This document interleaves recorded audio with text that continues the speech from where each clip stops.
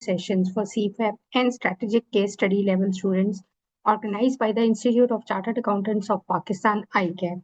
These sessions offer students the opportunity to review their studies with experienced facilitators through interactive discussion.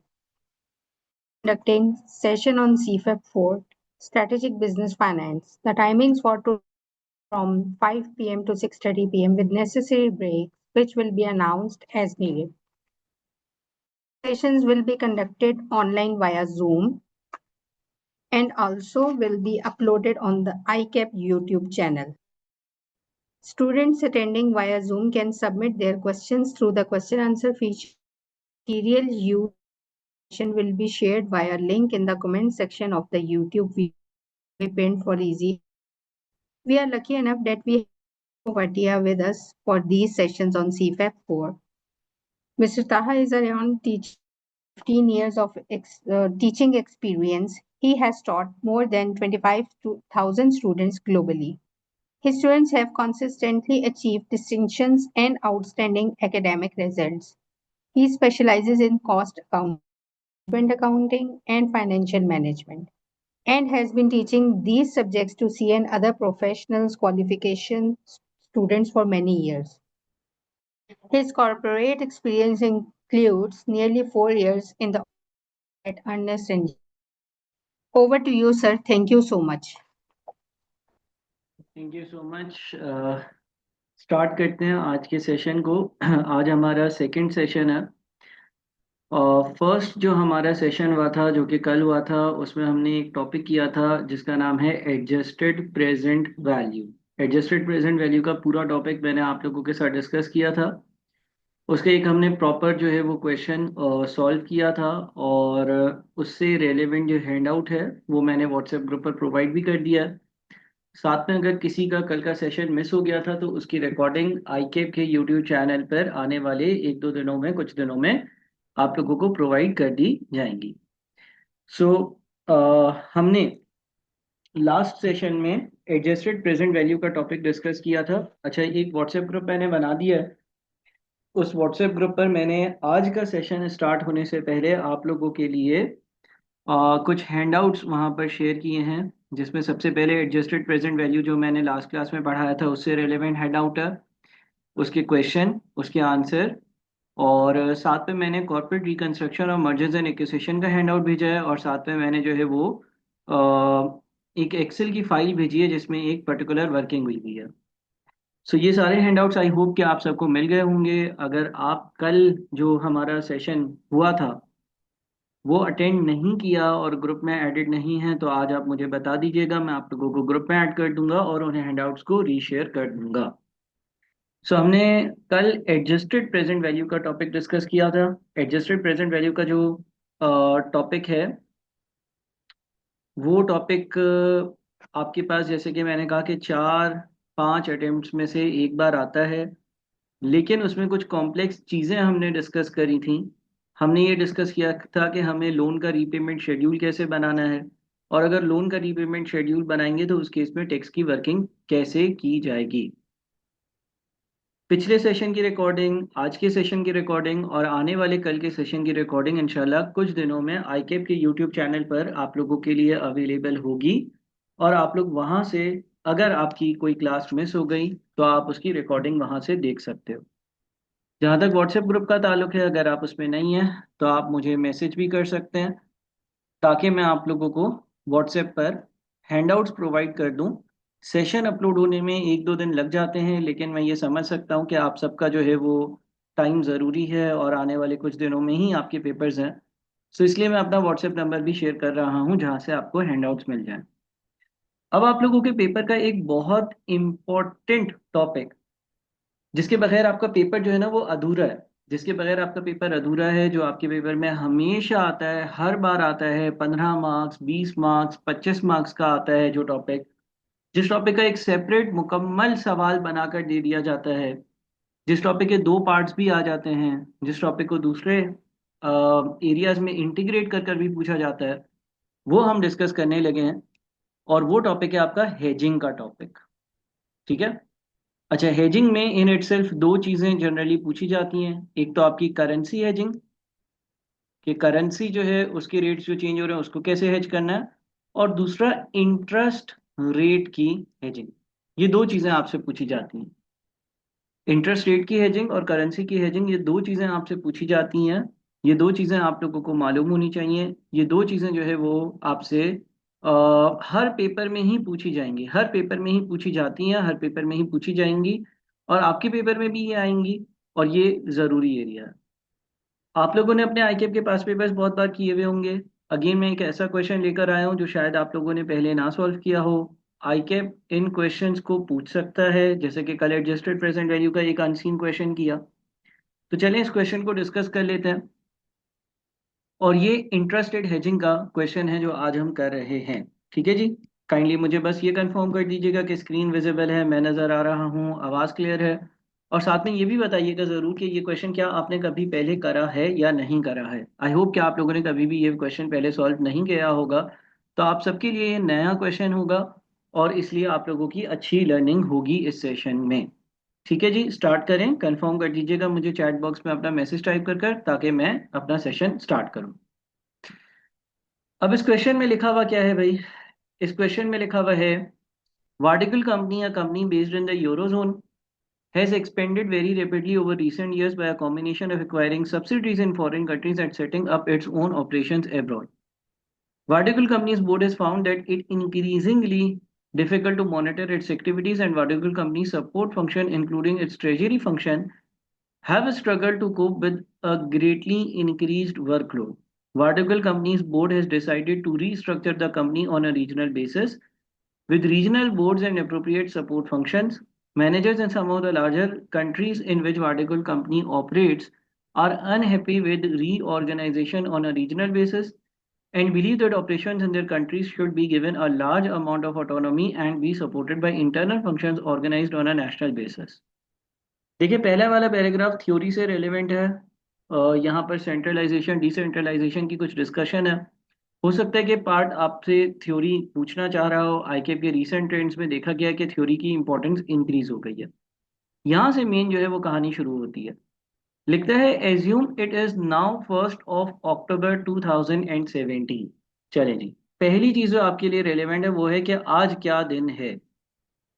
आज का दिन जो है वो 1 अक्टूबर 2017 का दिन है। आज का दिन जरूरी है, जी हाँ, आज का दिन जरूरी है।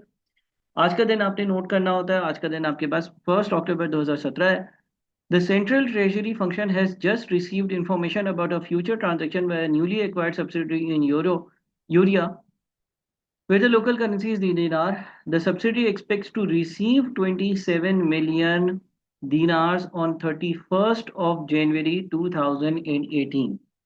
27 मिलियन दिनार रिसीव होंगे, और ये रिसीव होंगे 31 जनवरी 2018 वाले दिन। यानी कि आज से कितना टाइम बाद, आज से कितना टाइम बाद बताएं? अक्टूबर, नवंबर, दिसंबर, जनवरी। अक्टूबर, नवंबर, दिसंबर, जनवरी। आज से 4 महीने बाद। ठीक है। It wants this money to be invested locally in Urea, most probably for 5 months until 30th June 2018। यानी कि यहां से बात ये क्लियर हो रही है कि ये कोई इन्वेस्टमेंट का केस है। यानी कि आप पैसे इन्वेस्ट करेंगे। आप पैसे इन्वेस्ट कब करेंगे? आप पैसे आज से 4 महीने बाद इन्वेस्ट करेंगे। आप पैसे आज से 4 महीने बाद इन्वेस्ट करेंगे। आज तो आपके पास पैसे हैं ही नहीं। आपके पास आज से 4 महीने बाद जो पैसे आएंगे वो पैसे आप इन्वेस्ट कर रहे होंगे।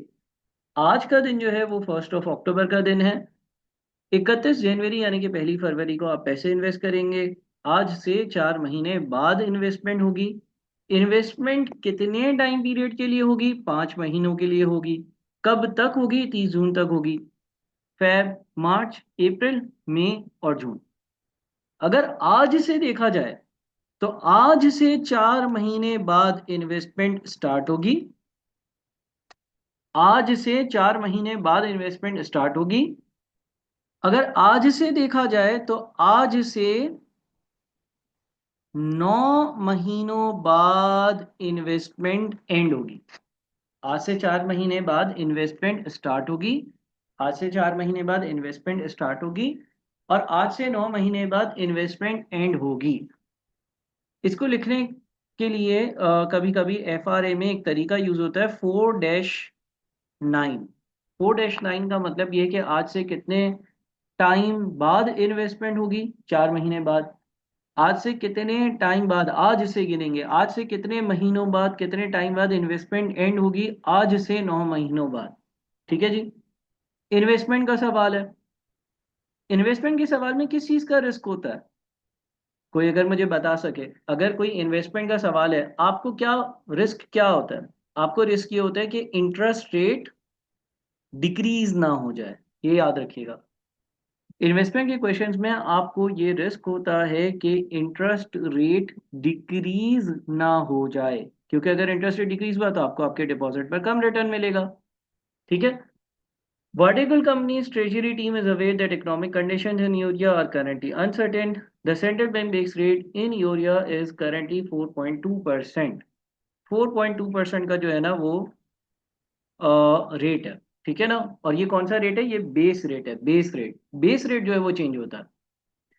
And the treasury team believes that it can invest funds in Urea at the central bank base rate less 30 basis points। 30 basis points का मतलब है 0.3%। यानी कि एक बेस रेट है, लेकिन आपका एक कंपनी स्पेसिफिक रिस्क भी होता है। तो आप जब इन्वेस्टमेंट करेंगे तो आपको अभी 4.2% नहीं मिलेगा। 4.2 माइनस 0.3, 30 बेसिस पॉइंट्स का मतलब ये है कि 0.3%, तो आपको 3.9% रिटर्न हासिल होगा। ठीक है जी, आपको 3.9% रिटर्न हासिल होगा। However, Treasury staff have seen predictions that the central bank base rate could increase by up to 1.1% or fall by up to 0.6% between now and 31st of January 2018। आपको ये पता है कि जो सेंट्रल बैंक बेस रेट है या तो वो 1.1% से इंक्रीज हो जाएगा, अभी 4.2 है, ये 4.2 अगर 1.1 से इंक्रीज हो गया, 4.2 अगर 1.1 से इंक्रीज हो गया तो ये 5.3% हो जाएगा, या फिर ये 4.2% 0.6% से डिक्रीज हो जाएगा। ये 4.2% है, 0.6% से अगर ये डिक्रीज हो जाएगा तो ये 3.6% रह जाएगा। अब आपको इस चीज पे परवाह नहीं होनी चाहिए कि ये इंक्रीज हो जाएगा, इंक्रीज हो जाएगा तो अच्छा है। डिक्रीज हो जाना आपके लिए अच्छा नहीं है। आपके लिए क्या अच्छा नहीं है? आपके लिए ये चीज अच्छी नहीं है। क्यों? क्योंकि ये सवाल किस चीज का है? इन्वेस्टमेंट का सवाल है। इन्वेस्टमेंट के सवाल में क्या रिस्क होता है? रिस्क ये होता है कि इंटरेस्ट रेट गिर ना जाए। इंटरेस्ट रेट गिरेगा तो क्या होगा? रिटर्न कम मिलेगा। ठीक है जी। तो वापस से थोड़ा सा इन पैराग्राफ्स को समराइज करते हैं। क्या आप सब मेरे साथ हैं? क्या आप सब मेरे साथ हैं? क्या आप मेरे साथ हैं? काइंडली मुझे चैट बॉक्स में लिखकर जरूर बताएं। आज का दिन 1 अक्टूबर का दिन है। इन्वेस्टमेंट आज नहीं करनी है, इन्वेस्टमेंट आज से 4 महीने बाद 31 जनवरी को करनी है। इन्वेस्टमेंट 5 महीनों के लिए, यानी कि आज से 9 महीने बाद इन्वेस्टमेंट खत्म होगी 30 जून को। इन्वेस्टमेंट कितने पैसों की होगी? 27 मिलियन की होगी। सवाल किस चीज का है? इन्वेस्टमेंट का है। इंटरेस्ट रेट हेजिंग में बोरिंग का और इन्वेस्टमेंट का दो सवाल आ सकते हैं। इन्वेस्टमेंट की केस में मैं किस चीज से फिक्रमंद होता हूँ कि इंटरेस्ट रेट गिर ना जाए जो आज है। जब मैं डिपॉजिट करने जाऊंगा और पैसा इन्वेस्ट करूंगा, डिपॉजिट करूंगा, तो जो रिटर्न मिलेगा वो कम ना मिले, तो डर इस बात का है कि इंटरेस्ट रेट गिर ना जाए। यहां पर आ जाते हैं सेकंड पैराग्राफ में। उसने बोला अभी जो बेस रेट है ना वो 4.2% है। आप जब पैसे इन्वेस्ट करते हो तो आपको 4.2 माइनस 0.3% यानी कि 3.9% का रिटर्न मिलता है। फिर सवाल ये कहते हैं कि ये बेस रेट 1.1% से या तो इंक्रीज हो जाएगा या 0.6% से डिक्रीज हो जाएगा, दोनों में से एक बात हो सकती है। इंक्रीज हो गया आपके लिए अच्छा है, आपको रिटर्न ज्यादा मिलेगा। आपको डर क्या होगा? आपको खौफ क्या होगा? आपको किस चीज की हेजिंग करनी है कि ये डिक्रीज ना हो जाए? Vertical companies treasury staff normally hedges interest rate exposure by using whichever the following products is most appropriate: forward rate agreement FRA। FRA में एक रेट लॉक हो जाता है, फिर चाहे बेस रेट इंक्रीज या डिक्रीज हो, जिस पार्टी के साथ FRA होता है वो हमें कंपनसेट कर देती है और अदरवाइज हम उसको कंपनसेट कर देते हैं। Interest rate futures, interest rate future, future एक प्रोडक्ट है जो कि ट्रेडेबल है और ये हम हेजिंग के लिए इस्तेमाल करते हैं। फंक्शन आपने ये याद रखना है कि अगर इंटरेस्ट रेट इंक्रीज होता है तो फ्यूचर्स की प्राइस डिक्रीज होती है, अगर इंटरेस्ट रेट डिक्रीज होता है तो फ्यूचर्स की प्राइस इंक्रीज होती है। फ्यूचर्स क्या है? आप समझ लीजिए एक प्रोडक्ट है, लेकिन वो इन्वर्सली रिलेटेड है to my interest rate. Options on interest rate futures, options का मतलब होता है कि मैं प्रीमियम पे करूंगा, मेरी मर्जी होगी तो मैं कोई चीज चाहूं तो खरीदूंगा, कॉल ऑप्शन, चाहूं तो बेचूंगा, put option. Options on interest rate futures का मतलब यह है कि इंटरेस्ट रेट फ्यूचर्स को खरीदने या बेचने वाली बात हो रही है। तो ये तीन तरीके हैं। Treasury function guidelines emphasizes the importance of mitigating the impact of adverse movements in interest rates. However, they also allow staff to take into consideration upside risk associated with interest rate exposure when deciding which instruments to use. A local bank in Urea with which Vardigal company has not dealt before has offered the following FRA rates. Forward rate agreement के किसी bank ने ये rates propose किए हैं। सबसे पहली चीज आपने ये देखनी है कि भाई मेरे लिए कौन सा एफआरए एप्लीकेबल है। बताएं जी। दो एफआरए दिए हुए हैं, एक में लिखा हुआ है 4-9 और एक में लिखा हुआ है 5-10। हमारे लिए एप्लीकेबल क्या है, हमारे लिए एप्लीकेबल क्या है बताएं।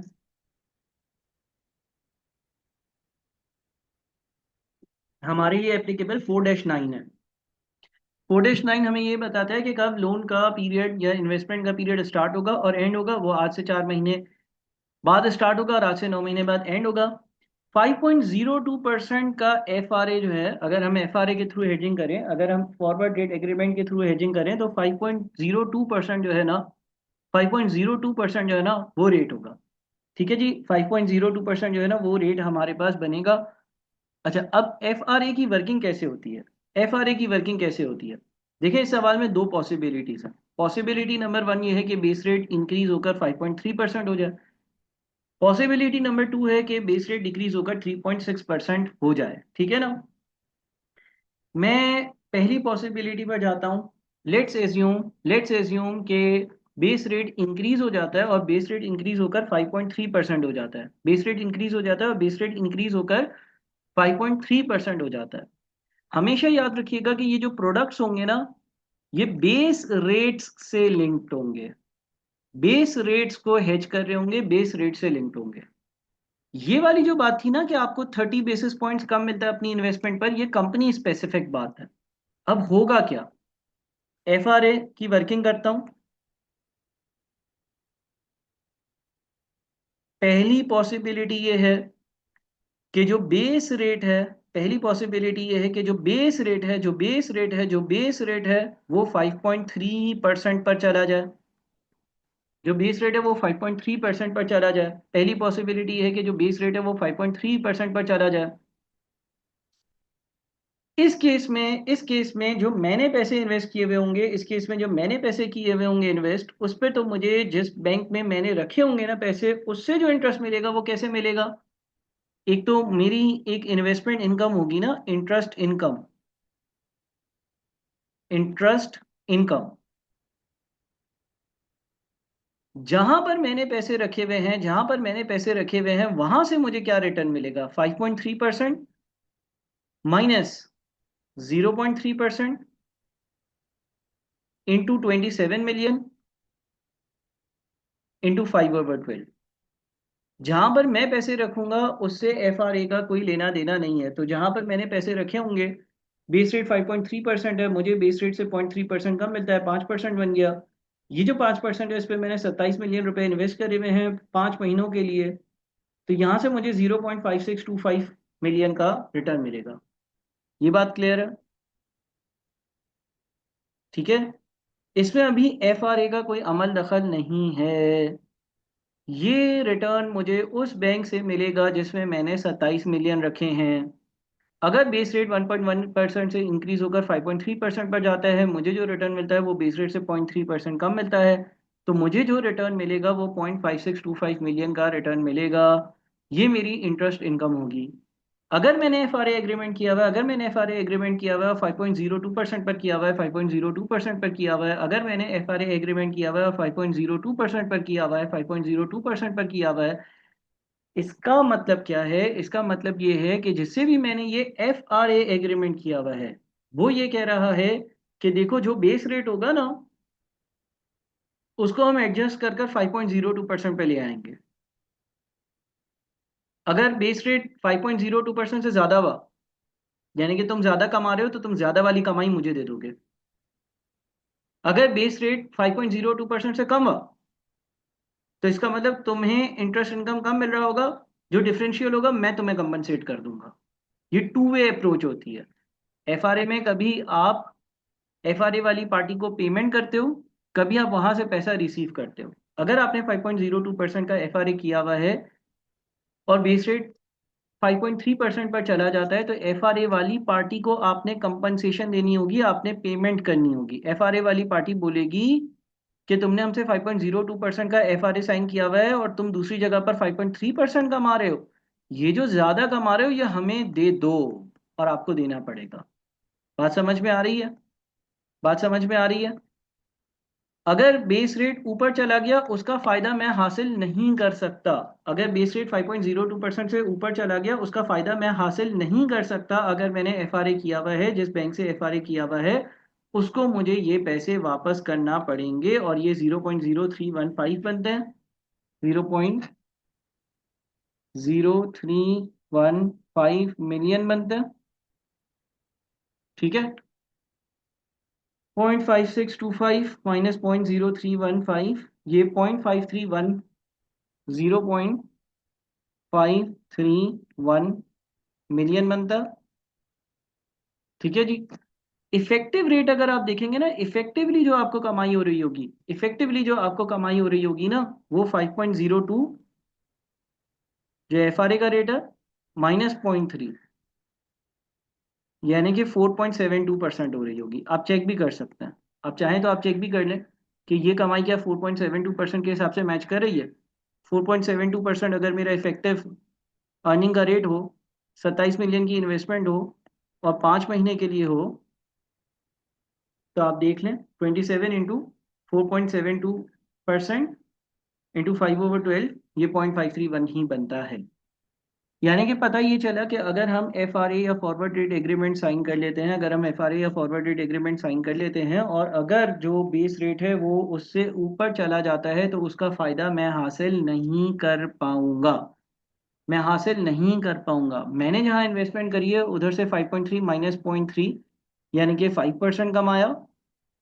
उस 5% में से 5.3 में से पॉइंट 5.02 माइनस करते हैं तो 0.28% जो है वो मैंने किसी को दे दिया। मेरे हाथ क्या बचा? मेरे हाथ 4.72% बचा। बात समझ आ रही है? ठीक है, ये बात समझ आ रही है? ये बात समझ आ रही है? क्या ये बात क्लियर है? क्या ये बात क्लियर है? ठीक है। ये कब हो रहा है? ये तब हो रहा है जब बेस रेट इंक्रीज हो रहा है। तो उसके इंक्रीज होने का जितना भी फायदा है वो मुझे उस पार्टी को दे देना पड़ेगा जिससे मैंने एफआरए किया हुआ है। एक और चीज क्या हो सकती है? एक और चीज ये हो सकती है कि बेस रेट 3.6% पर चला जाए। यानी कि वापस से एफआरए के लिए सवाल सॉल्व करते हैं। अगर हमारा बेस रेट कितना हो जाता है? अगर हमारा बेस रेट जो है ना वो 3.6% हो जाता है। अगर हमारा बेस रेट 3.6% हो जाता है, अगर हमारा बेस रेट 3.6% हो जाता है, इंटरेस्ट इनकम वाली कहानी तो सेम रहे, सॉरी इंटरेस्ट इनकम वाली कहानी भी चेंज हो जाएगी। इंटरेस्ट इनकम कितना आएगा?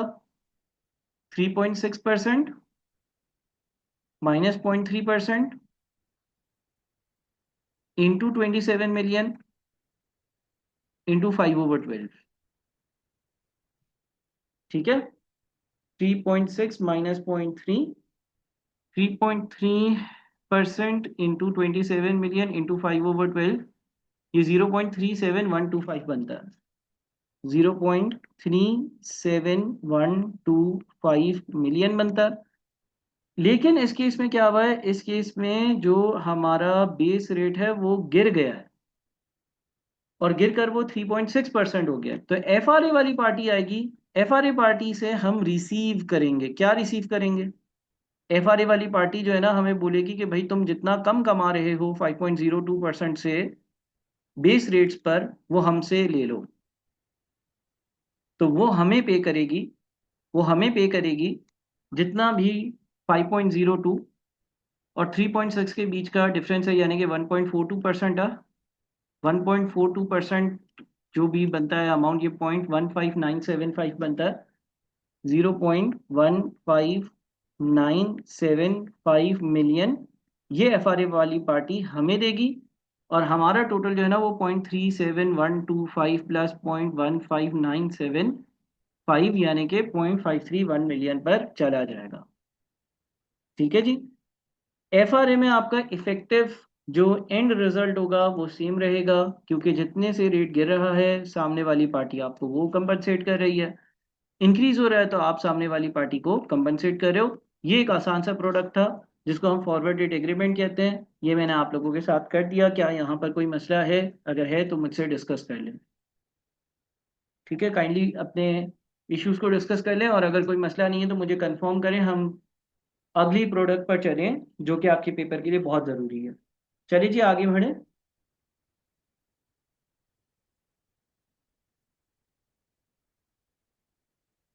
हाँ जी, आगे बढ़े भाई।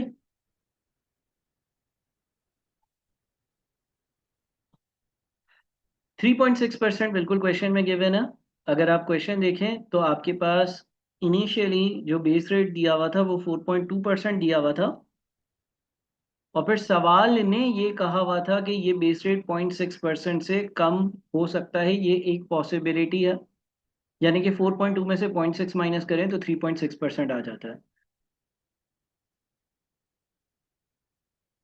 नहीं, जो बेसिस पॉइंट्स है ना वो कंपनी स्पेसिफिक होते हैं। जब आप मार्केट में जाकर हेजिंग करवाते हैं तो वो हेजिंग आपकी जो होती है वो बेस रेट्स पे होती है। प्रोडक्ट्स बेस रेट को हेज करते हैं। ठीक है, चलें आगे चलते हैं। अब थोड़ा सा मामला जो है वो गड़बड़ होने की तरफ जा रहा है, थोड़ा सा मुश्किल होने की तरफ जा रहा है। बोलते हैं that treasury team has also obtained the following information about exchange traded दिनार फ्यूचर्स एंड ऑप्शंस। पहले हम फ्यूचर्स के लिए सॉल्व करते हैं। ठीक है जी। 3 month dinar futures 500,000 contract size. Prices are quoted in basis points at 100 minus annual percentage yield. दिसंबर, मार्च, जून। ठीक है। अच्छा, अब सबसे पहले फ्यूचर्स के लिए अगर इन्वेस्टमेंट वाला सवाल है, जिस तरह से ये जो हम सवाल कर रहे हैं ये किस चीज का? इन्वेस्टमेंट का सवाल है। इन्वेस्टमेंट का जो सवाल है इसमें क्या डर होगा आपको? इन्वेस्टमेंट का सवाल है, इसमें डर इस बात का होगा कि इंटरेस्ट रेट गिर ना जाए। अच्छा, अगर इंटरेस्ट रेट गिर जाते हैं तो क्या होता है? बताएं, अगर इंटरेस्ट रेट गिर जाते हैं तो क्या होता है? अगर इंटरेस्ट रेट गिर जाते हैं ना तो फ्यूचर्स की प्राइस जो है ना वो हो जाती है इंक्रीज। आज जितना इंटरेस्ट रेट है आने वाले 4 दिन बाद कम हो जाएगा, तो फ्यूचर्स की प्राइस क्या हो जाएगी? इंक्रीज हो जाएगी। फ्यूचर्स क्या है? एक प्रोडक्ट है। अब फ्यूचर्स की प्राइस इंक्रीज होने का मतलब ये है कि बाद में जाकर ये फ्यूचर महंगे हो जाएंगे। अब मुझे एक बात बताएं, अगर मैं आपको बोलूं भाई एक चीज है, फ्यूचर छोड़ें, ये कैलकुलेटर है, मैं आपको बोलूं आज 200 रुपए का है, एक हफ्ते बाद 2000 का हो जाएगा, गेन कैसे करेंगे आप? आप बोलेंगे सर आज 200 का है और एक हफ्ते बाद 2000 का हो जाएगा, पक्की बात है? मैं बोलूंगा हाँ। आप बोलेंगे सर एक काम करते हैं, आज खरीद लेते हैं और बाद में क्या करेंगे? बेच देंगे। ऐसा ही है ना? ठीक है। देखें, आज का इंटरेस्ट रेट जितना भी है, मैं ये कह रहा हूं कि जब मैं डिपॉजिट करूंगा इंटरेस्ट रेट गिर जाएगा। आज से 4 महीने बाद इंटरेस्ट रेट कम होगा। आज की बात नहीं हो रही, मैं कह रहा हूं आज से 4 महीने बाद इंटरेस्ट रेट कम होगा।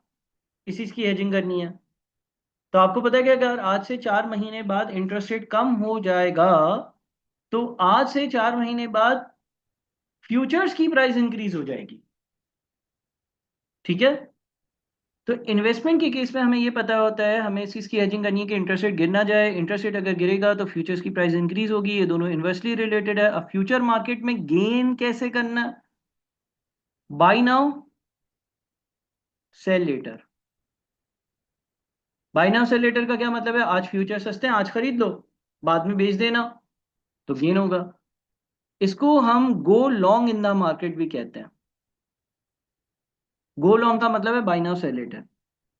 अच्छा, जो बोरोइंग का अगर सवाल आपके पास आएगा ना, अगर कोई सवाल आपके पास बोरोइंग का आएगा, उधार लेना है आज से 4 महीने बाद, उस केस में आपको डर होता है कि इंटरेस्ट रेट इंक्रीज ना हो जाए। अब इंटरेस्ट रेट अगर इंक्रीज होगा तो बाद में फ्यूचर्स की प्राइस क्या हो जाएगी, डिक्रीज हो जाएगी। ठीक है, इस केस में क्या अप्रोच होगी, सेल नाउ बाई लेटर, क्योंकि आज एक चीज सस्ती है, आज एक चीज महंगी है, महंगे दामों बेच दो, बाद में वही चीज सस्ती हो जाएगी तो आप खरीद कर डील क्लोज कर देना, इसको कहते हैं गो शॉर्ट। ठीक है, अब यहां पर आपको जो फ्यूचर्स के रेट दिए हुए हैं ना वो आज के रेट दिए हुए हैं। आज के रेट देने का मतलब ये है 1 अक्टूबर 2017 के रेट दिए हुए हैं। ये जो रेट है ना ये 1 अक्टूबर 2017 के रेट दिए हुए हैं। अच्छा सर, ये हो मतलब फ्यूचर्स के अलग अलग रेट क्या दिए हुए हैं, देखो फ्यूचर्स हर 3 महीने पर एक्सपायर होते हैं, अलग अलग। आप समझ लें फॉर टाइम बीइंग कि ये प्रोडक्ट्स हैं जिसकी ये वैल्यूज हैं। साथ में जो महीना लिखा हुआ है वो उसका आखिरी दिन होगा, उस दिन आपने सेटल करना है। अगर आपने उससे पहले खरीदा हुआ है तो बेचकर डील को क्लोज करना है, और बेचा हुआ है तो खरीद कर डील को क्लोज करना है। ठीक है। अच्छा, दूसरी चीज 3 month dollar futures.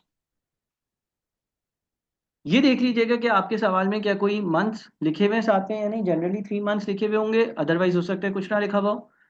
Contract size 500,000 है। अब डिटेल्ड लेक्चर में हेजिंग के लिए नंबर ऑफ कॉन्ट्रैक्ट्स की कैलकुलेशन मैंने सिखाई हुई है। नंबर ऑफ कॉन्ट्रैक्ट्स की कैलकुलेशन कैसे होगी, 27 मिलियन का अमाउंट हेज करना है।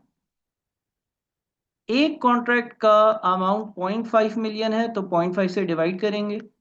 हेजिंग करनी है 5 महीने के लिए और एक कॉन्ट्रैक्ट जो है वो 3 महीने का है तो 3 से डिवाइड करेंगे। इस तरह से आप नंबर ऑफ कॉन्ट्रैक्ट्स की कैलकुलेशन करेंगे। लोन की अमाउंट या डिपॉजिट की अमाउंट डिवाइडेड बाय फ्यूचर्स की अमाउंट मल्टीप्लाइड बाय 5/3। 5 जो आपका इन्वेस्टमेंट का पीरियड है और 3 जो आपका फ्यूचर्स का पीरियड है, तो आपके पास 90 कॉन्ट्रैक्ट्स आते हैं। अब इसकी एक डिटेल्ड मैंने डिस्कशन करी हुई है तो अभी वो मैं दोबारा से करना नहीं चाह रहा, लेकिन इसकी एक लॉजिक के हिसाब से ये पूरी हमने एडजस्टमेंट करी हुई होती है। ठीक है, बहरहाल उस पर हम नहीं जाते। आप में से बहुत सारे लोग इस कॉन्सेप्ट को समझते होंगे कि 27 मिलियन की हेजिंग करनी है तो कितने कॉन्ट्रैक्ट्स के लिए जाना है, वो कैसे कैलकुलेट करना है। ठीक है। अच्छा, अब हमें जो बोरोइंग करनी है वो कब करनी है। आज 1 अक्टूबर है, हमें जो बोरोइंग करनी है वो जनवरी के एंड में करनी है, अक्टूबर नवंबर दिसंबर जनवरी। हम पहला फ्यूचर लेंगे जो हमारे बोरोइंग या डिपॉजिट के दिन के बाद है। यानी कि हमें जो डिपॉजिट करना है वो करना है 31 जनवरी को। 31 जनवरी के फौरन बाद कौन सा प्रोडक्ट आ रहा है।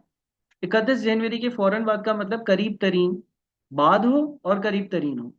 मार्च तो दिसंबर तो पहले हो जाता है, मार्च और जून में से मार्च ज्यादा करीब है, तो ये 94.78 वाले फ्यूचर्स कॉन्ट्रैक्ट हमारे लिए रेलेवेंट है। हमारी स्ट्रेटेजी क्या है, हमारी स्ट्रेटेजी है buy now sell later. Buy now sell later का मतलब ये है कि अभी खरीदो और बाद में बेचना।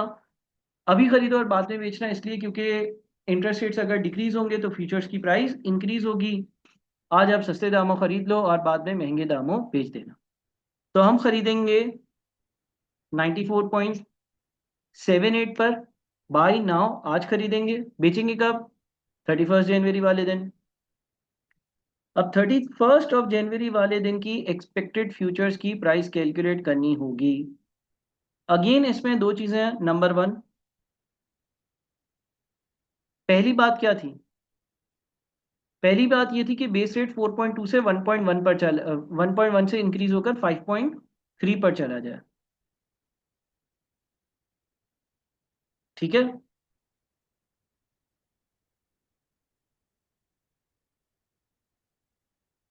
अच्छा, अब मैं एक टेबल बनाने लगा हूँ। ठीक है, मार्च वाला फ्यूचर क्यों लिया, हम सबसे पहला वो फ्यूचर लेंगे जो हमारी ट्रांजैक्शन के फौरन बाद आ रहा हो। हमारी 31 जनवरी को ट्रांजैक्शन है, अगर हमने बाय नाउ किया हुआ है 1 अक्टूबर को तो हमें सेल लेटर करना है, यानी कि हमें बेचना है इसको 31 जनवरी को। दिसंबर वाला फ्यूचर इसलिए नहीं लिया क्योंकि वो तो उससे पहले ही क्लोज हो जाता है, अनहेज्ड रह जाता है 1 डेढ़ महीना 2 महीने। जून वाला इसलिए नहीं लिया क्योंकि जितना बाद का होगा उतना अनप्रेडिक्टेबल होगा। ठीक है। तो आपने एग्जाम के लिए याद रखना है कि जो आपका ट्रांजैक्शन का जो दिन है, जो डेट है, जिस तरह से 31 जनवरी है, उसके फौरन बाद जो पहली प्रोडक्ट आ रही है वो आप सेलेक्ट करेंगे। सही है। अब यहाँ पर एक खतरनाक सा टेबल बनने लगा है, यहाँ पर एक थोड़ा सा खतरनाक सा टेबल बनने लगा है। देखो, स्ट्रेटेजी इन्वेस्टमेंट वाले केस में होती है buy now sell later. Buy now का मतलब आज खरीदना है। आज कितने में खरीदा है? 94.78 में, ये बात तो ठीक है। सेल लेटर का मतलब ये कि बाद में बेचना है। बाद में कब बेचना है? बाद में बेचना है 31 जनवरी वाले दिन, जिस दिन आप डिपॉजिट करोगे। अब उस दिन फ्यूचर्स का रेट क्या होगा? उस दिन फ्यूचर्स का रेट क्या होगा जिस दिन मैं बेचने जाऊंगा? उस दिन फ्यूचर्स का रेट क्या होगा ये मुझे नहीं पता। जिस दिन मैं फ्यूचर्स को बेचने जाऊंगा उस दिन फ्यूचर्स का रेट क्या होगा ये मुझे नहीं पता। जिस दिन मैं फ्यूचर्स को बेचने जाऊंगा उस दिन फ्यूचर्स का रेट क्या होगा ये मुझे नहीं पता, तो उसके लिए एक टेबल बनाकर एक्सपेक्टेड फ्यूचर्स की वैल्यू निकालनी पड़ती है। हमें ये सवाल दो बार करना है ना, एक बार 5.3% का अगर बेस रेट हो जाए तो क्या होगा, और एक बार 3.6% का बेस रेट हो जाए तो क्या होगा। मैं 5.3% की पहले वर्किंग कर रहा हूँ। देखिए, हमें ये सवाल दो बार करना होगा। एक तो बेस रेट 5.3% हो जाए तो क्या होगा, और दूसरी बार तब जब बेस रेट 3.6% हो जाए तो क्या होगा। दो बार करना है। तो पहली बार करते हैं। आप एक टेबल बनाएंगे जिसमें तीन चीजें लिखेंगे: आज की डेट, आज की डेट, आज की डेट, जिस दिन आपने ट्रांजैक्शन को क्लोज करना है फ्यूचर्स की वो डेट, और जिस दिन फ्यूचर्स एक्सपायर होंगे वो डेट।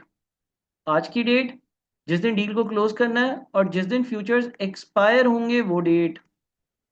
ठीक है जी। फिर दो चीजें लिखेंगे: इंटरेस्ट रेट, फ्यूचर्स प्राइस, और इन दोनों का जो डिफरेंस होता है वो कहलाता है बेसिस। रिकॉल कर पा रहे हैं सब लोग? रिकॉल कर पा रहे हैं सब लोग? हाँ या नहीं? हाँ या नहीं? ये टेबल बनेगा हमेशा। कब बनेगा? फ्यूचर्स की प्राइस प्रेडिक्ट करने के लिए। इस टेबल में क्या चीजें होंगी? कौन से तीन दिन होंगे? आज की डेट होगी। दूसरा क्या होगा? जिस दिन फ्यूचर्स की डील को क्लोज करना है वो डेट होगी। तीसरी कौन सी डेट होगी? जिस दिन फ्यूचर्स की मेच्योरिटी का आखिरी दिन है वो डेट होगी। जिस दिन फ्यूचर्स मेच्योर होते हैं उस दिन का इंटरेस्ट रेट नहीं मालूम, उस दिन की फ्यूचर्स की प्राइस नहीं मालूम, लेकिन दोनों बराबर होती हैं और इसलिए इनका डिफरेंस जीरो होता है, जिसको हम बेसिस कहते हैं। ठीक है। अब आ जाते हैं आज की वैल्यूज पर। अब आ जाते हैं आज की वैल्यूज पर। आज आज फ्यूचर की प्राइस कितनी है? आज फ्यूचर की प्राइस है 94.78। आज फ्यूचर्स की प्राइस कितनी है? आज फ्यूचर्स की प्राइस है 94.78। आज फ्यूचर्स की प्राइस कितनी है? आज फ्यूचर्स की प्राइस है 94.78। इस रेट पर मैं इसको परचेज कर रहा हूँ। आज का इंटरेस्ट रेट कितना है? आज का इंटरेस्ट रेट कितना है? सवाल में लिखा हुआ था कि आज का बेस रेट 4.2% है। सवाल में लिखा हुआ है कि आज का बेस रेट 4.2% है। सवाल में लिखा हुआ है कि आज का बेस रेट 4.2% है। इसको लिखने का एक और तरीका है 100 माइनस 4.2। 100 माइनस 4.2 कितना आता है? 95.8। ठीक है जी। सवाल में लिखा हुआ था कि आज का बेस रेट 4.2 है, तो 100 माइनस 4.2 से 95.8 आया। 95.8 में से 94.78 माइनस किया तो डिफरेंस 1.02 आ गया। ये बेसिस कहलाता है। ठीक है। यहां तक क्लियर है सबको? आज की फ्यूचर्स की प्राइस सवाल से पिक कर ली। आज के इंटरेस्ट रेट को 100 माइनस इंटरेस्ट रेट के हिसाब से लिखा तो 95.8 बना। दोनों के डिफरेंस को बेसिस कहते हैं, वो 1.02 बन गया। क्या ये क्लियर है यहां तक?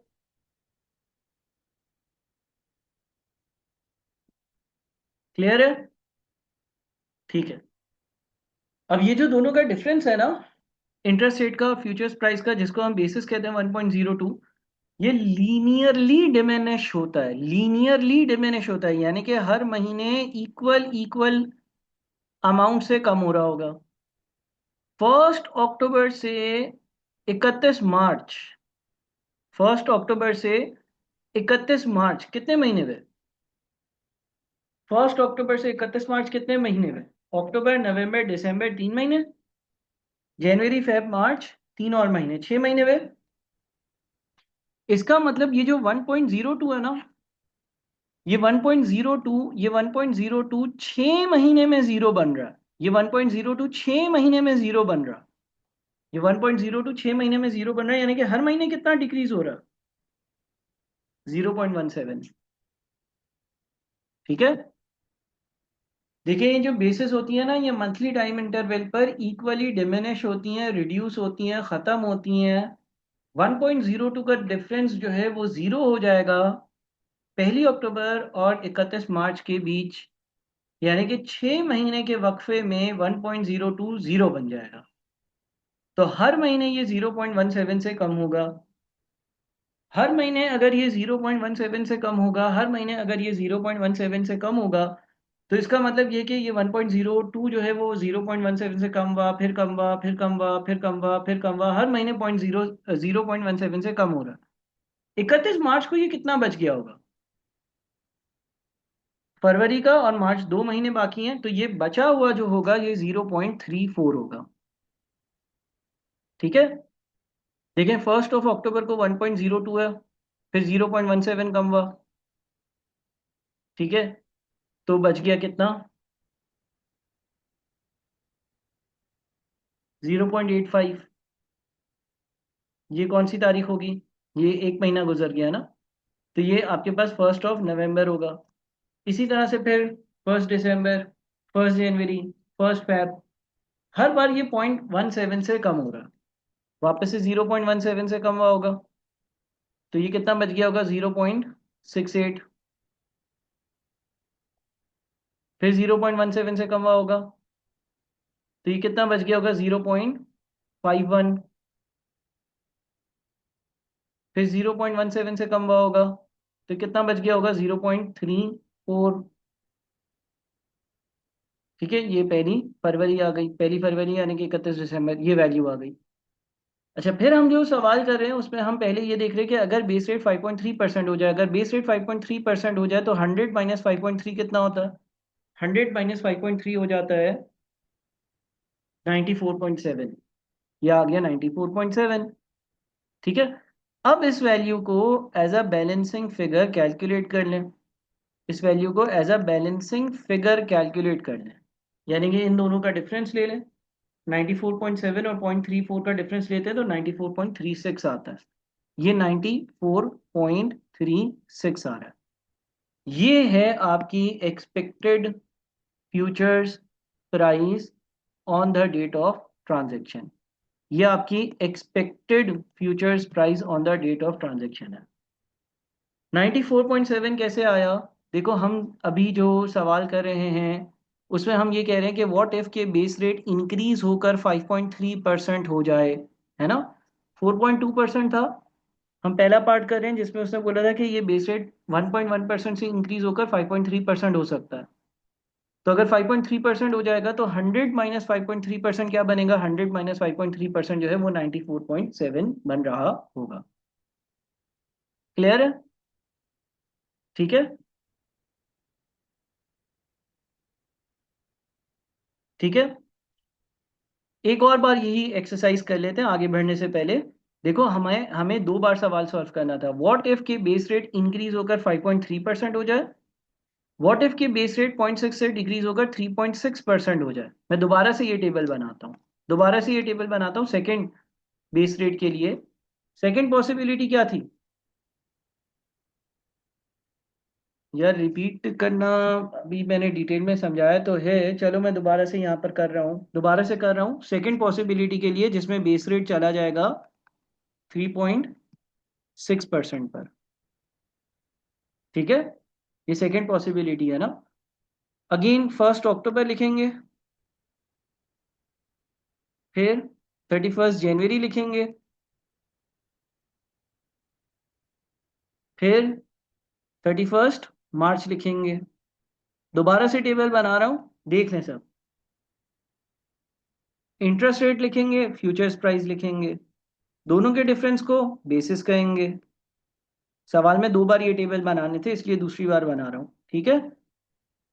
आखिरी दिन interest rate futures price same होंगे, बेसिस जीरो होगी। आज के दिन फ्यूचर जो हमने सेलेक्ट किए हैं उसका रेट क्या है? 94.78। ये 94.78 है।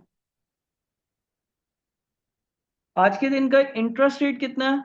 100 - 4.2। जो बेस रेट है उससे ये आएगा 100 - 4.2, 95.8। इन दोनों के बीच का डिफरेंस क्या है? 95.8 और 94.78, यानी कि 1.02। ठीक है। अच्छा, अब हम वो पॉसिबिलिटी कर रहे हैं जिसमें बेस रेट कुछ टाइम बाद 3.6 हो जाए, तो 100 माइनस 3.6 कितना? 96.4।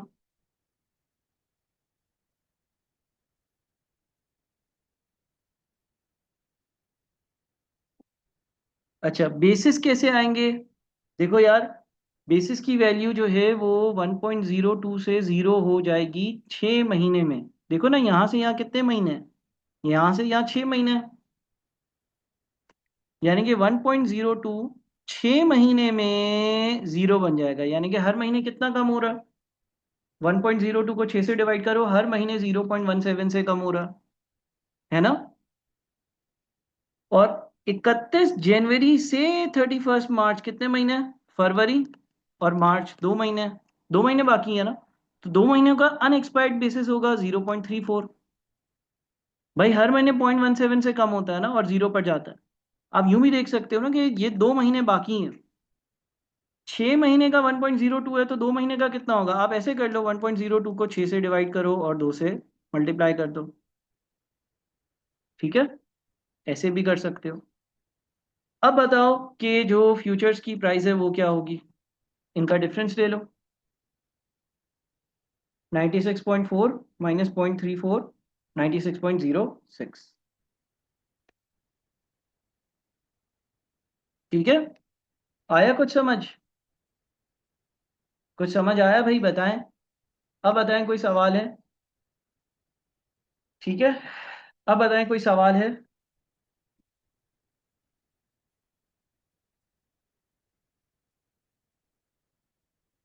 सही है।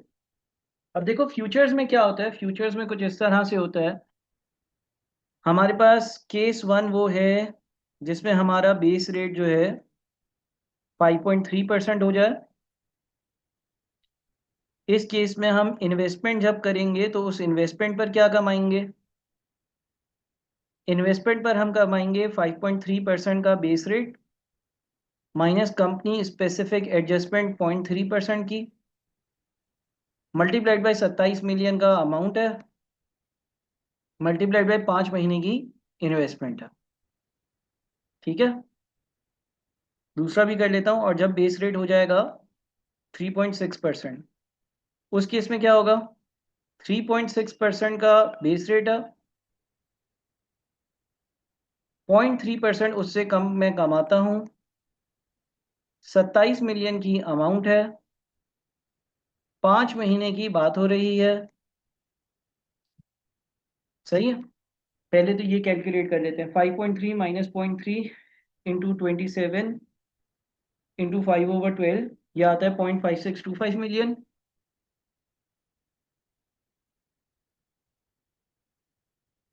नीचे वाला कितना आता है? 3.6 माइनस 0.3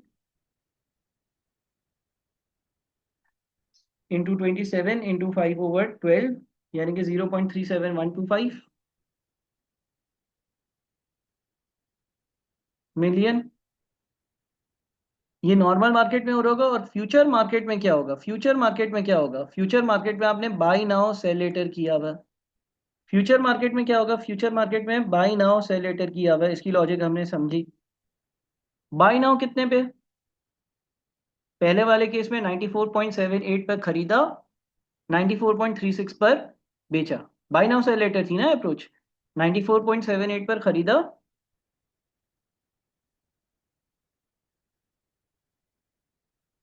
और 94.36 में बेचा। 94.36 में बेचा। ठीक है, 94.36 में बेचा, 94.78 में खरीदा था। दूसरे वाले केस में क्या है? दूसरे वाले केस में 96.06 में बेचा और खरीदा वही 94.78 में था। अब गेन या loss on future market calculate करते हैं। मैं अगेन समझाता हूं। देखो, बाई नाउ आपने बाई करा था 94.78 पर, सेल लेटर आपने बेचा 94.36 पर, यानी कि लॉस हो गया। यहाँ पर लॉस हो रहा है, पहले वाले केस में लॉस हो रहा है, पहले वाले केस में लॉस हो रहा है। कभी कभी ऐसा हो सकता है कि फ्यूचर मार्केट में आपको लॉस हो रहा हो, आप हेजिंग के लिए गए विद द एक्सपेक्टेशन कि बेस रेट डिक्रीज हो जाएगा, लेकिन बेस रेट इंक्रीज हो गया। बेस रेट इंक्रीज हो गया तो आपको फ्यूचर्स की मार्केट में लॉस हो गया। Buy now at 94.78, sell later at 94.36। ये चीजें परसेंटेज में होती है तो 100 से करेंगे डिवाइड। कितने कॉन्ट्रैक्ट्स करे थे हमने, ऊपर कैलकुलेट करे हमने, मेरे ख्याल में 90 कॉन्ट्रैक्ट्स थे। हाँ 90 कॉन्ट्रैक्ट्स थे। हर कॉन्ट्रैक्ट 500,000 दीनार का था, और पीरियड जो था ना वो 3/12 था। तो पहले केस में 94.36 में बेचा, 94.78 में खरीदा था, डिवाइडेड बाय 100 लॉस है, multiplied by 90 multiplied by 500,000 multiplied by 3/12, 47250 का लॉस हुआ। 47250 का लॉस हुआ। 47250 का लॉस हुआ। अच्छा इन मिलियंस लिख दूं ये लॉस।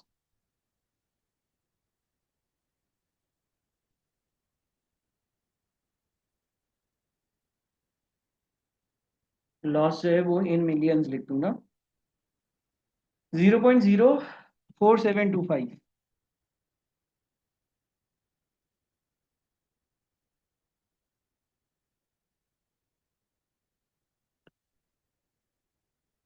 ये लॉस हुआ तो 0.5625, और ये लॉस एक इनकम है एक लॉस है, नेट रिजल्ट आया 0.51525।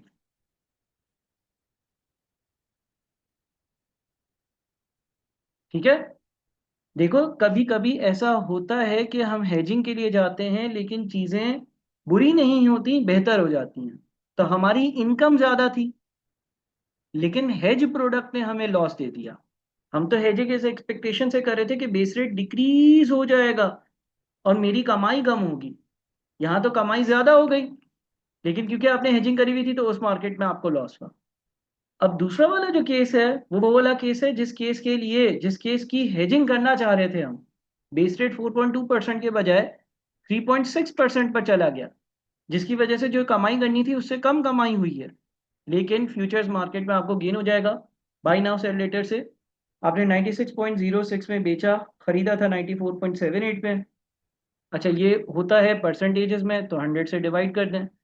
90 कॉन्ट्रैक्ट हैं, एक कॉन्ट्रैक्ट 5 लाख का है, और 3/12 से मल्टीप्लाई कर देंगे जो कि टाइम पीरियड है। 96.06 minus 94.78 divided by 100 into 90 into 500,000 into 3/12, 144,000 का आपका, sorry in terms of millions अगर लिख दूं, 0.144 का प्रॉफिट है। नेट रिजल्ट क्या आया? नेट रिजल्ट जो है वो 0.37125 प्लस 0.144, 0.51525 का रिजल्ट आ रहा है। 0.51525 मिलियन का रिजल्ट आ रहा है। ठीक है जी। तो फ्यूचर्स में क्या होता है कि ये जो फ्यूचर्स की ट्रेडिंग है, इसका जो गेन है वो अगर ऊपर आपका रेट डिक्रीज होता है तो उसको कंपनसेट कर देता है। सही है जी, इसमें कोई मसला? ठीक है जी, ये फ्यूचर्स की ट्रेडिंग के रिजल्ट्स थे। अच्छा अब ऑप्शन कॉन्ट्रैक्ट्स हैं, वो इससे भी ज्यादा थोड़े से कॉम्प्लेक्स हैं। ठीक है। अच्छा देखें, यहां पर जो ऑप्शंस है ना, उसके लिए लिखा हुआ है options on interest rate futures. Options on interest rate futures का मतलब यह है कि मैं इंटरेस्ट रेट के फ्यूचर्स को खरीदने का ऑप्शन ले रहा हूं। ऑप्शन दो तरह के होते हैं, कॉल और पुट, यह आपको पता होगा। कॉल का मतलब ऑप्शन टू बाय होता है और पुट का मतलब ऑप्शन टू सेल होता है। यानी कि मैं इस चीज के ऑप्शन ले रहा हूं कि मैं चाहूंगा तो मैं फ्यूचर्स को खरीदूंगा और मैं चाहूंगा तो मैं नहीं खरीदूंगा। ठीक है। दो अलग अलग हेजिंग की यहां पर टेक्निक्स हैं, एक है आपके पास फ्यूचर्स और एक है ऑप्शंस। ठीक है। एक है फ्यूचर्स जो अभी हमने वाइंड अप किया, और एक दूसरी टेक्निक जो अब हम देखेंगे वो है options on interest rate futures. दोनों की बाइंग और selling dates, buying by sell dates को पहले मैं डिस्कस करना चाहूंगा। अभी आप लोगों के साथ मैंने फ्यूचर्स करा, इन्वेस्टमेंट का सवाल कर रहे हैं, ये क्लियर है कि बाई नाउ होगा, सेल लेटर होगा। मुझे आप ये बताएं कि बाई नाउ किस तारीख को मैंने किया था, बाई नाउ किस तारीख को मैंने किया था, डेट पता है। बाई नाउ, बाई नाउ का मतलब बाई नाउ सेल लेटर किया था ना। तो बाई नाउ यानी कि फ्यूचर्स कब खरीदे थे, किस तारीख को खरीदे थे।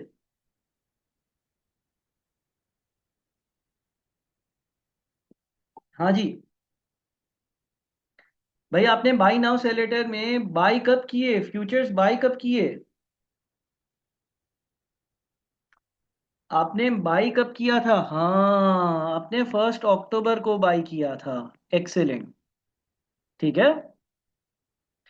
और फिर सेल लेटर किया था, सेल लेटर कब किया था, बेचा कब था, बेचा कब था, 31 जनवरी को, ट्रांजेक्शन डेट को। एक्सेलेंट, एक्सेलेंट, ठीक है।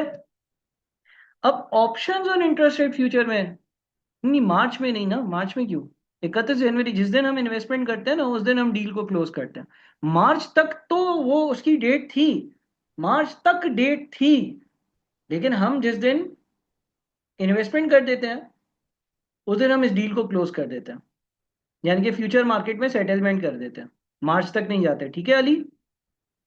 तो इसका मतलब बाय नाउ 1 अक्टूबर को था,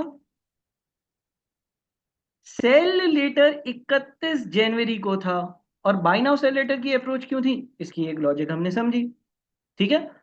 अब options on interest rate future में हो सकता है कि मैं लेट द ऑप्शन लैप्स कर दूं, हो सकता है कि इसको एक्सरसाइज करूं, ये तो आप समझते हैं। अगर मैं लैप्स करूंगा सिर्फ प्रीमियम पे किया होगा, कुछ खरीदना बेचना नहीं पड़ेगा। अगर एक्सरसाइज करूंगा तो मैं खरीदूंगा बेचूंगा। मुझे बताएं कि क्या options on interest rate future में कोई चीज 1 अक्टूबर को होगी, कोई चीज 1 अक्टूबर को होगी, क्या 1 अक्टूबर वाले दिन बाइंग या सेलिंग होगी किसी चीज की। हाँ ऑप्शन कॉन्ट्रैक्ट्स की होगी, उसके अगेंस्ट मैं प्रीमियम पे करूंगा। फ्यूचर की होगी क्या, फ्यूचर समझ लें कोई एक प्रोडक्ट है, एक दरख्त है, पेड़ पौधा, खजूर, कुछ भी है, ठीक है। कोई चीज मैं 1 अक्टूबर को, मतलब वो जो अंडरलाइंग प्रोडक्ट होगा, क्या वो खरीदूंगा। ऑप्शन कॉन्ट्रैक्ट तो खरीदूंगा, उसके अगेंस्ट में प्रीमियम दूंगा, ठीक है। लेकिन कोई चीज खरीदूंगा, क्या मैं फ्यूचर्स खरीदूंगा।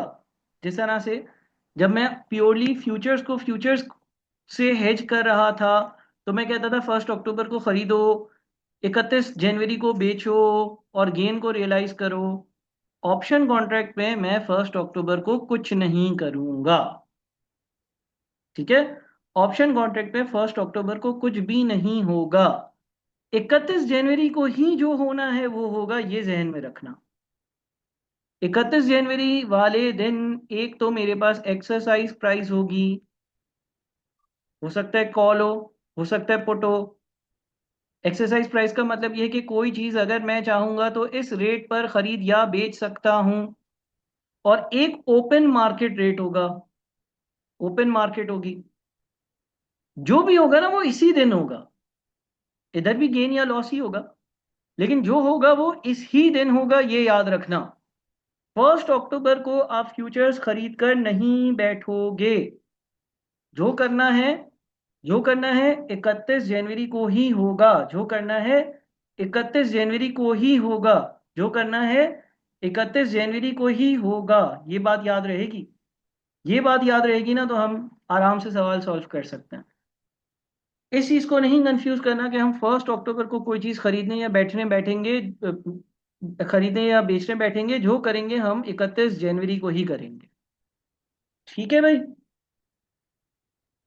अनलाइक जो हमने यहां पर ऊपर किया था, ठीक है, अनलाइक जो हमने यहां पर ऊपर किया था।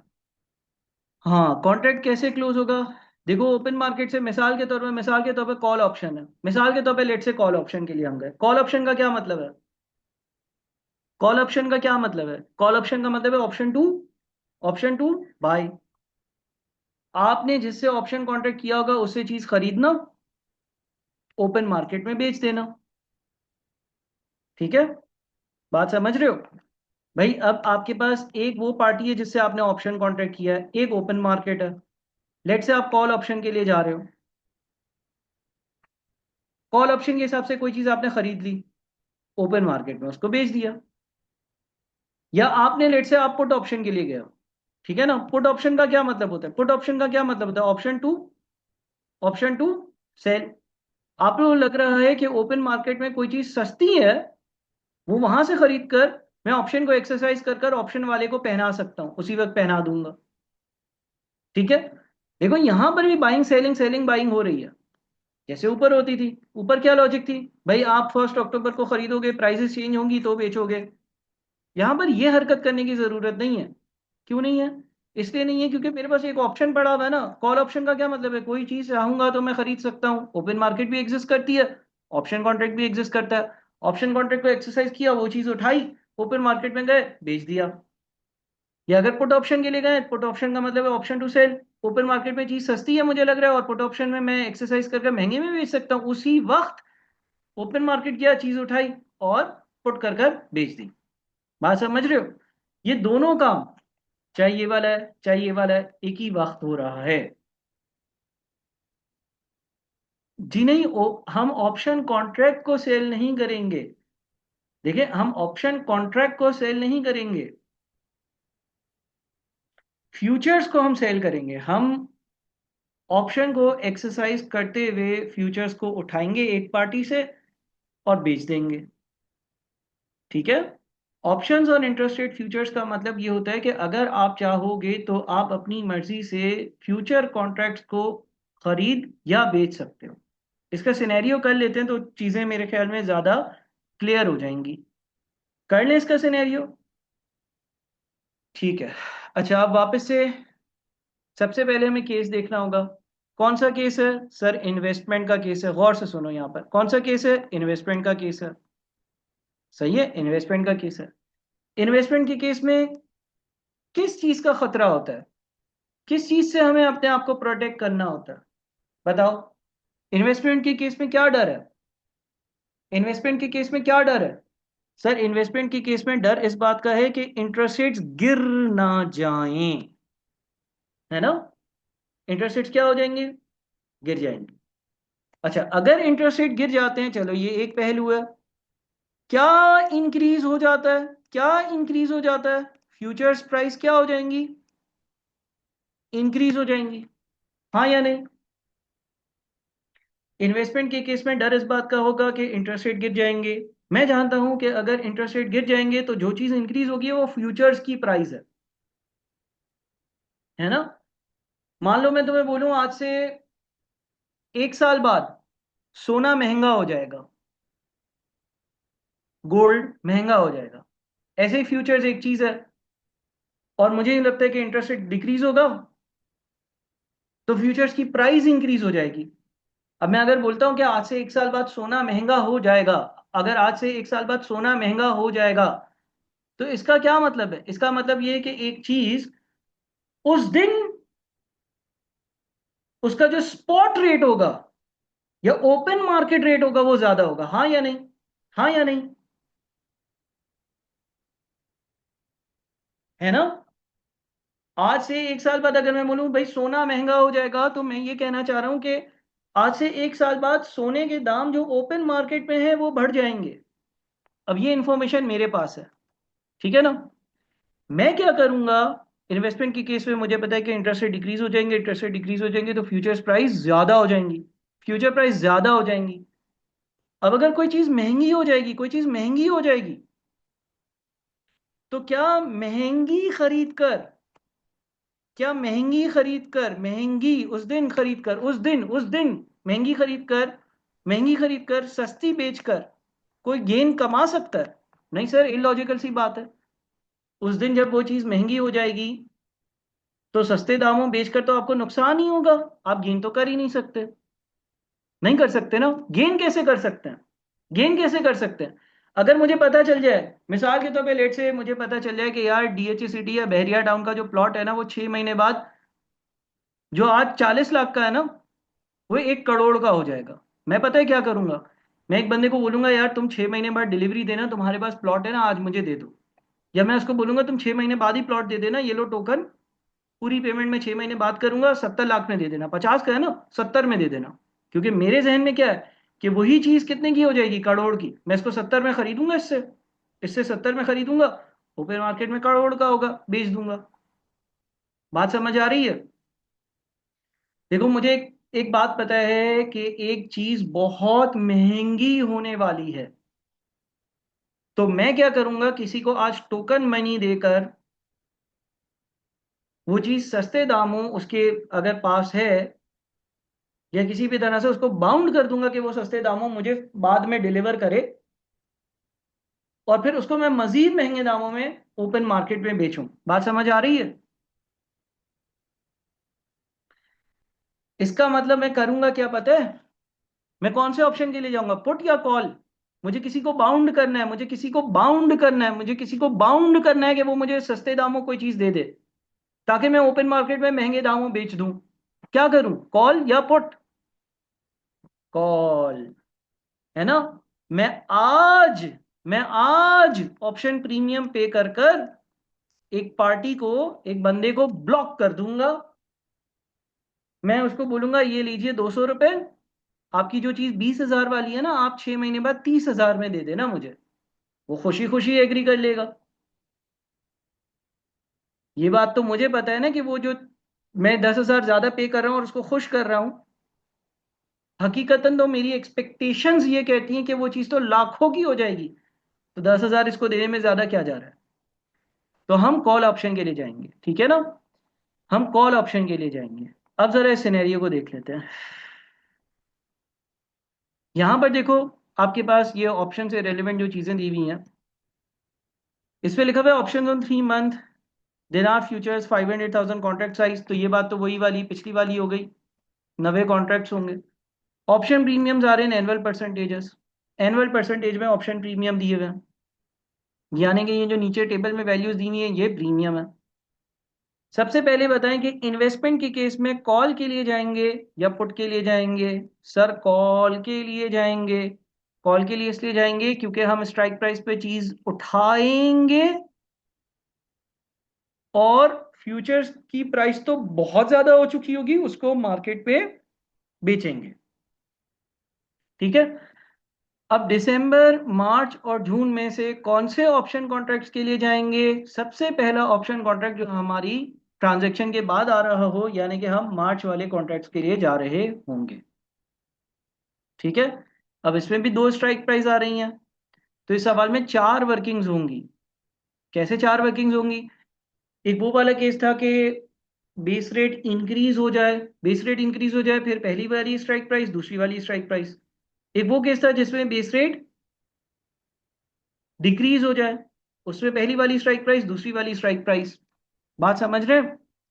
तो पहले तो ये आइडेंटिफाई कर लो कि हम मार्च के कॉल ऑप्शंस के लिए जा रहे हैं। दो सिनेरियोज हमें दिए हुए हैं स्ट्राइक प्राइस के, दोनों हमें एक्सप्लेन करने हैं। ठीक है। ये प्रीमियम की परसेंटेज है जो मुझे पे करनी है आज, और ये स्ट्राइक प्राइस है जिस पर मैं फ्यूचर कॉन्ट्रैक्ट्स को खरीद सकता हूं अगर मैं चाहूं तो, क्योंकि मैं कॉल ऑप्शन के लिए जा रहा हूं। सही है। अब हम एक केस कर लेते हैं यहां पर, बाकी क्या मैं आपको सोल्यूशन दूंगा। एक केस कर लेते हैं वो वाला, 4.2% का अभी हमारा बेस रेट था। अगर वो 0.6% से कम हो जाता है तो वो 3.6% रह जाएगा। इसको कर लेते हैं। 4.2% वाला हमारा बेस रेट है, ये अगर 0.6% से कम हो जाता है तो 3.6% रह जाएगा। इस वाले को कर लेते हैं, इस वाले केस को कर लेते हैं। हमारे पास दो स्ट्राइक प्राइस हैं, सवाल को दो बार सॉल्व करना पड़ेगा। स्ट्राइक प्राइस कौन कौन सी है भाई हमारे पास? स्ट्राइक प्राइस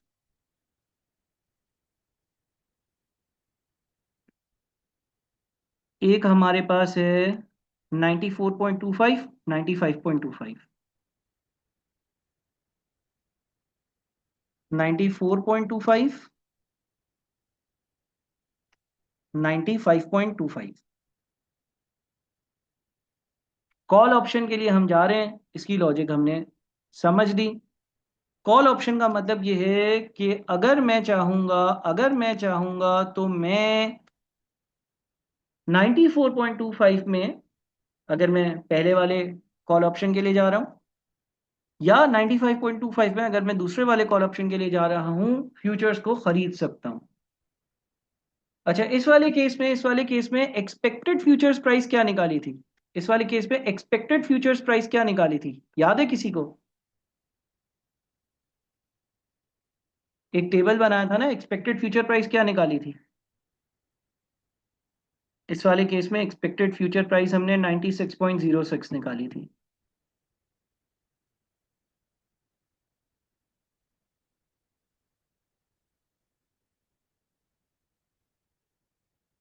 ठीक है, अब मुझे बताओ क्या हम ऑप्शन एक्सरसाइज करेंगे? देखिए, हमारे पास कॉल ऑप्शन है। कॉल ऑप्शन का मतलब होता है option to buy. Call option का मतलब होता है option to buy. Call option का मतलब होता है कि अगर मैं चाहूं तो जो भी चीज की बात हुई है वो इस दाम खरीद सकता हूं। कौन से दाम? स्ट्राइक प्राइस वाले या एक्सरसाइज प्राइस वाले दाम। क्या मैं अपने ऑप्शंस को एक्सरसाइज करूंगा या एक्सपायर होने दूंगा? बताएं, क्या मैं ऑप्शन कॉन्ट्रैक्ट को एक्सरसाइज करूंगा या एक्सपायर होने दूंगा? बताएं। एक्सरसाइज करूंगा। एक्सरसाइज क्यों करूंगा? कॉल ऑप्शन का मतलब है ऑप्शन टू बाय। मैं इस दाम में खरीदूंगा, इस दाम में बेच दूंगा। बाय और फिर सेल, ये दोनों ट्रांजैक्शंस कब होंगी? एक ही साथ होंगी। ऑप्शन कॉन्ट्रैक्ट को एक्सरसाइज करते हुए 94.25 का खरीदा और ओपन मार्केट में जाकर 96.06 का बेच दिया, प्रॉफिट हो रहा। एक्सरसाइज करूंगा। यहां पर भी यही है, कॉल कर लो 95.25 में और फिर ओपन मार्केट में 96.06 में सेल कर दो, गेन होगा। ऐसा ही है ना? अच्छा, गेन कितना होगा? गेन के अलावा एक आपके पास प्रीमियम आपको पे करना होगा। पहले तो गेन कैलकुलेट कर लेते हैं। मिसाल के तौर पे पहला केस सॉल्व कर देता हूँ। 96.06 में बेच रहे हैं, खरीदा 94.25 में। ये वैल्यू परसेंटेज में होती है। 90 कॉन्ट्रैक्ट है, 5 लाख का एक कॉन्ट्रैक्ट है, 3 महीने की बात हो रही है। ठीक है जी।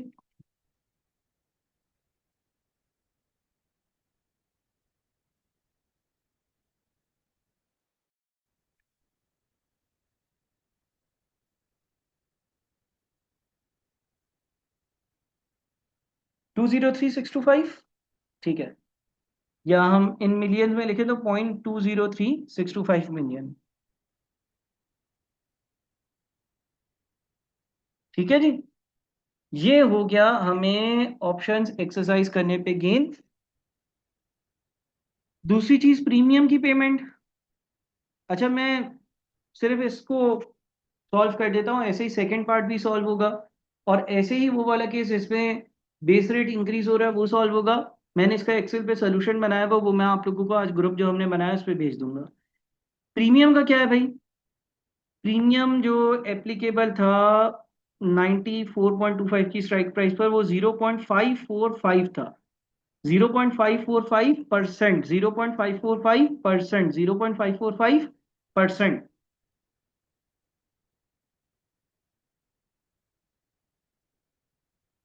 तो 0.545% है, परसेंट।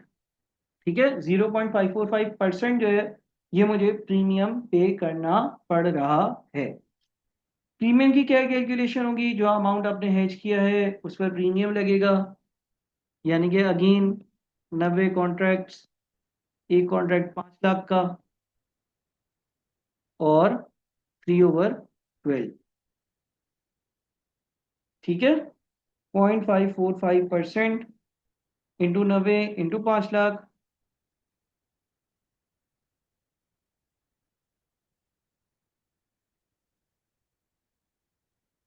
ये 6 1, हाँ अगर मैं मिलियन में कन्वर्ट कर दूं, 0.0613125, ये प्रीमियम आपकी कॉस्ट है, ये आपका गेन है। ठीक है, बाकी भी बहुत सारी वर्किंग्स हैं, लेकिन ड्यू टू टाइम लिमिटेशन मैं आपको जो है वो ये शीट अभी फॉरवर्ड करूंगा, और इसका एक और वीडियो सोल्यूशन भी है, वो भी आप लोगों से शेयर कर दूंगा। वैसे मैं आप लोगों को एक नज़र जो है ना वो इसका आंसर दिखा दूं, ताकि आप लोगों को, हमने काफ़ी चीज़ें तो डिस्कस कर ली हैं, लेकिन अभी भी इस सवाल में काफ़ी चीज़ें पेंडिंग हैं। मैं आप लोगों को एक चीज़ दिखाता हूँ। देखिए, ये वाली वर्किंग अभी हम कर रहे थे, ठीक है जी। आपने जो है ना, ये वाली वर्किंग जो है, ये वाली वर्किंग,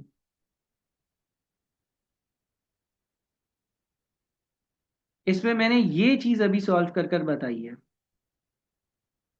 अगर रेट 3.6% हो जाए तो क्या होगा? अच्छा, इसमें हमने ये मर्ज कर दी थी वर्किंग, ठीक है ना। और नेट रिटर्न में आपका ये जो इन्वेस्टमेंट वाला रिटर्न है, ये अभी मैंने इनकॉर्पोरेट नहीं किया, ये वही है जो पिछले पार्ट्स में कैलकुलेट किया। इसी तरह से अगर स्ट्राइक प्राइस 95.25 हो तो क्या वर्किंग होगी? इसी तरह से अगर बेस रेट 1.1% इंक्रीज हो जाए, जो दूसरा केस था, तो उस केस में क्या वर्किंग होगी, वो भी यहाँ पर मैंने शो करी हुई है। मैं आप लोगों को इसका सोल्यूशन भेज रहा हूँ। बाकी पिछले पार्ट हमने पूरे पूरे डिस्कस कर लिए। हमने एफआरए डिस्कस कर लिया, हमने एफआरए के दोनों आउटकम्स डिस्कस कर लिए, ये भी और ये भी। फिर हमने ये जो बेसिस है इसका एक प्रॉपर टेबल बनाया। आप देख रहे होंगे कि इसमें ये जो 0.34 की वैल्यू या 1.02 की वैल्यू आ रही है, ये आपको नज़र आ रही होगी। उसके बाद फिर हमने ये वाली वर्किंग्स भी करनी है अपने हिसाब से, एक अलग अंदाज में, ठीक है। और उसके बाद फिर हम ऑप्शंस वाले पार्ट पर थे। तो ये अब आप लोग खुद से करेंगे। ये मैं आप लोगों को वर्किंग वगैरह सारी भेज रहा हूँ। सवाल आप लोगों का जो शुरू होता है वो यहाँ से कुछ शुरू हो जाता है। इंटरेस्ट रेट हेजिंग का ये पूरा क्वेश्चन है, इसमें पूरी इंटरेस्ट रेट हेजिंग डिस्कस हुई भी है। बहुत सारी चीज़ें तो मैंने आपसे डिस्कस करी हैं, मजीद जाहिर है कि आप लोगों को और भी डिटेल्स चाहिए होंगी, इंशाल्लाह ताला वो हम डिस्कस करेंगे। लेकिन यहाँ तक पहले वीडियो को वापस से देखकर एब्जॉर्ब कर लीजिएगा चीज़ें, और ग्रुप पर, व्हाट्सएप ग्रुप पर अगर कोई एडिट नहीं है तो वो मुझे मैसेज कर दें। ठीक है जी, यहाँ तक किसी का कोई सवाल है तो मुझे ज़रा काइंडली बताएं।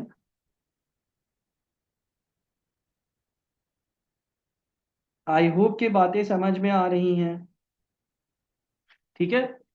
अच्छा, कल हमारा एक और सेशन होगा, और वर्कशॉप वाले जो ग्रुप, व्हाट्सएप ग्रुप बना हुआ है, आई होप कि आप उस पर एडेड हो। एडजस्टेड प्रेजेंट वैल्यू की जो क्लास हुई थी, उस एडजस्टेड प्रेजेंट वैल्यू की क्लास में हमने एक सवाल किया था, और मैंने कुछ हैंडआउट्स आज भेजे थे, वो मिल गए हैं सबको?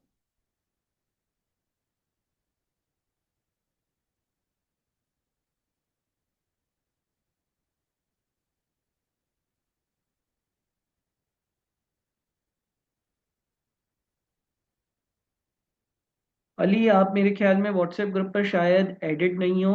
मैंने आज जो है ना वो व्हाट्सएप ग्रुप पर जितने भी हैंडआउट्स वगैरह थे वो सेंड किए हैं। व्हाट्सएप ग्रुप पर एडिट हो अली?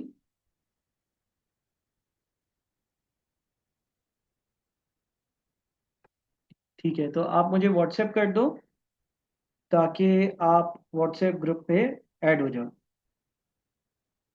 सही है। इंशाल्लाह आज की क्लास के बाद मैं दोबारा से आप लोगों में से जो लोग व्हाट्सएप ग्रुप पर एडिट नहीं हैं उनको ग्रुप में ऐड कर दूंगा। और कोई अगर सजेशन है कल के लिए किसी टॉपिक की तो वो मुझे बता दें।